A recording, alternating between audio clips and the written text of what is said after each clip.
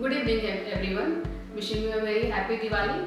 Today I am talking about legal requirements to open a play school. तो आज मैं एक एक पॉइंट के बारे में आपको बताऊंगी कि एक प्ले स्कूल खोलने के लिए क्या क्या लीगल रिक्वायरमेंट्स होते हैं। प्ले स्कूल बेसिकली 2 से 6 इयर्स के बच्चों के लिए होता है और जैसा कि आप सब जानते होंगे कि हमारे देश में राइट टू एजुकेशन 2009 लागू हो चुका है, लेकिन ये प्ले स्कूल का जो एज ग्रुप है, जो बच्चों का एज ग्रुप है 2 से लेकर 6 साल तक के बच्चों का, ये शिक्षा के अधिकार के दायरे से बाहर आते हैं। 2011 के जनगणना के अनुसार 0 से 6 वर्ष के आयु वर्ग के बच्चों की जो जनसंख्या है वह 158.7 मिलियन है, जो भारतीय जनसंख्या का 16% है।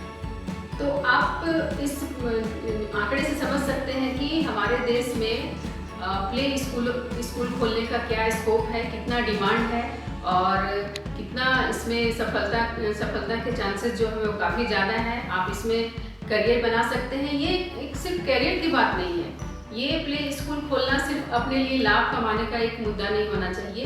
ये एक ऐसा प्ले स्कूल एक ऐसा जगह होता है, ऐसा स्थान होता है कि जहाँ बच्चों का नैतिक विकास होता है। ये जो फाउंडेशन है बच्चों के पूरे व्यक्तित्व का और पूरे जीवन का, वो प्ले स्कूल में ही हम लोग निर्माण कर सकते हैं। तो एक समाज के प्रति आप यदि प्ले स्कूल खोल रहे हैं तो आप समाज के लिए कुछ योगदान भी दे रहे हैं, समाज के प्रति अपने कर्तव्य को भी निभा रहे हैं और समाज को आगे बढ़ाने में आप काफ़ी महत्वपूर्ण भूमिका निभा सकते हैं। दूसरी बात ये है कि ये प्ले स्कूल खोलने का आप ऐसी जगह को भी चुन सकते हैं जहाँ रेसिडेंशियल एरिया हो, पॉपुलेशन कुछ हो, उस बीच में भी आप खोल सकते हैं। तो ये एक सुरक्षा के दृष्टिकोण से भी काफ़ी अच्छा होता है। प्ले स्कूल 2 तरह से खोला जा सकता है। जैसे कि मैंने बताया आपको कि संस्था का रजिस्ट्रेशन कराना होता है, तो संस्था का जो रजिस्ट्रेशन कराना होता है ये प्री स्कूल या प्ले स्कूल में ये अपना निवेश है। इसमें आप स्वतंत्र होते हैं, अपने बजट के अनुसार आप अपना काम कर सकते हैं। और दूसरी बात होती है एक फ्रेंचाइजी लेने की। बहुत सारे स्कूल के ब्रांड हैं, बड़े बड़े ब्रांड हैं जो फ्रेंचाइजी देते हैं और वो फ्रेंचाइजी के तहत आपको काम करना पड़ता है। उसके बदले में आपको कुछ फीस उनको देनी पड़ती है और या रॉयल्टी के रूप में उनको देना पड़ता है। इसके अलावा इसमें जो अपना संस्था के द्वारा आप अपना खोलना चाह रहे हैं स्कूल, इसमें अवसर अधिक है। इसमें आप कुछ भी बदलाव कर सकते हैं, लेकिन अगर आप फ्रेंचाइजी लेते हैं तो आपको उनके टर्म एंड कंडीशंस में काम करना पड़ेगा। और भी एक प्ले स्कूल के बारे में मैं आपको बताती हूँ कि लास्ट कुछ ईयर में फ्रेंचाइजीज की संख्या भी बढ़ी है। ऐसा नहीं है कि सारे लोग अपना ही संस्था खोल रहे हैं और प्ले स्कूल स्टार्ट करें। फ्रेंचाइजी की संख्या बढ़ी क्योंकि ये जो स्कूल्स होते हैं वो ब्रांडेड होते हैं, ब्रांड होते हैं, इनका नेम एंड फेम होता है पहले से ही, तो इनको ये बहुत जल्दी पॉपुलर हो जाते हैं और काफ़ी जल्दी ये इनका ग्रोथ जो है वो काफ़ी जल्दी होता है। और अगर आप अपना खोलना चाह रहे हैं तो आप अपना नाम आप देते हैं तो थोड़ा सा पब्लिसिटी और मार्केटिंग ज़्यादा करना पड़ता है। ये जो फ्रेंचाइजी जो देते हैं जो भी स्कूल, इनका अपना सिलेबस होता है और इसको खुद ही वो लोग डेवलप करते हैं। अगर अपना स्कूल है आपका तो आप अपने रिक्वायरमेंट्स के अनुसार टीचर्स रख सकते हैं, ट्रेन टीचर्स रख सकते हैं या अपना सिलेबस डेवलप कर सकते हैं और जो एक्टिविटी होती है वो सारा आप डेवलप कर सकते हैं। मैं आने वाले वीडियो में बताऊंगी कि क्या क्या एक्टिविटीज़ प्ले स्कूल में हो सकते हैं, क्या क्या फेस्टिवल हम स्कूल में मना सकते हैं ताकि बच्चे इंजॉय करें और खेल में वो अच्छी शिक्षा प्राप्त कर सकें। तो काफ़ी त्यौहार भी मनाया जा सकता है प्ले स्कूल में, जिससे बच्चे काफ़ी एनर्जेटिक फील करते हैं और पेरेंट्स भी काफ़ी खुश रहते हैं।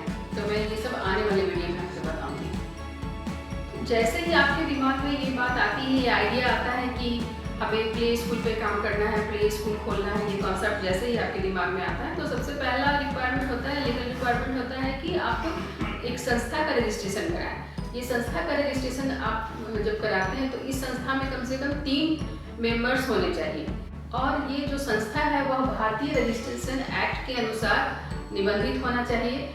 दूसरी बात यह है कि जिस जमीन पे आप प्ले स्कूल खोलना चाहते हैं तो उस जमीन का पूरा डॉक्यूमेंट आपके पास पेपर होना आवश्यक है ताकि आगे चल के आपको कोई लीगल पॉइंट पे कोई भी परेशानी का सामना ना करना पड़े।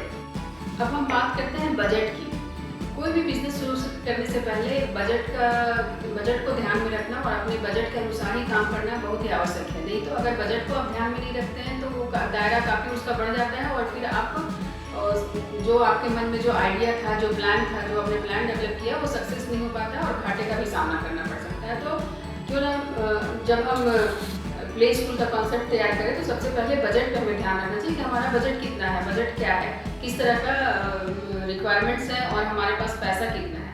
तो ये आवश्यक नहीं है कि हमारे अगर हम प्ले स्कूल खोलना चाह रहे हैं तो पहले मेरे पास पैसा हो। इसके चलते आपको मैं बताना चाहती हूँ, खास करके महिलाओं के लिए काफ़ी सुनहरा अवसर भारत सरकार अभी दे रही है।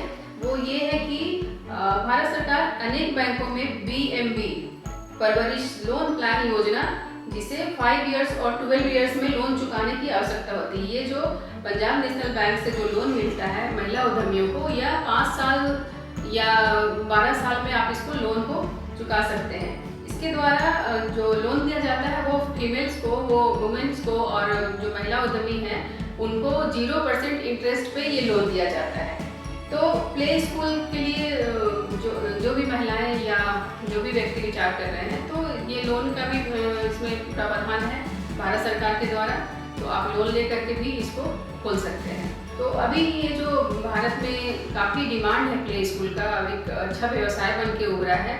और जैसा कि मैंने पहले भी कहा कि आप अपनी नैतिक जिम्मेदारियों को भी निभा सकते हैं प्ले स्कूल खोल करके। तो आप ये बहुत ही अच्छा मौका है कि आप अपने बिजनेस को अभी शुरू करें और अपनी नैतिक जिम्मेदारियों को निभाएं।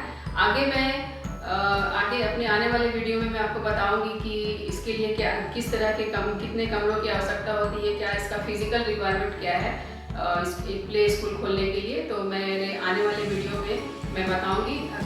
अगर आपने चैनल को अभी तक सब्सक्राइब नहीं किया है तो प्लीज़ इसे सब्सक्राइब कर लीजिए ताकि आने वाले वीडियोस की नोटिफिकेशन आपको मिलती रहे और मैं स्कूल के बारे में और अच्छी बातें आपको बताते रहूँ, ताकि आप जो ये प्ले स्कूल खोलना चाह रहे हैं या फिर सीनियर हायर स्कूल खोलना चाह रहे हैं या फिर जो मिडिल स्कूल खोलना चाह रहे हैं, तो मैं इसके बारे में समय समय पर आपको जानकारी देती रहूँगी। मेरे वीडियो आते रहेंगे तो प्लीज़ इसको सब्सक्राइब कर लीजिए जल्द से जल्द। ओके, थैंक यू, धन्यवाद।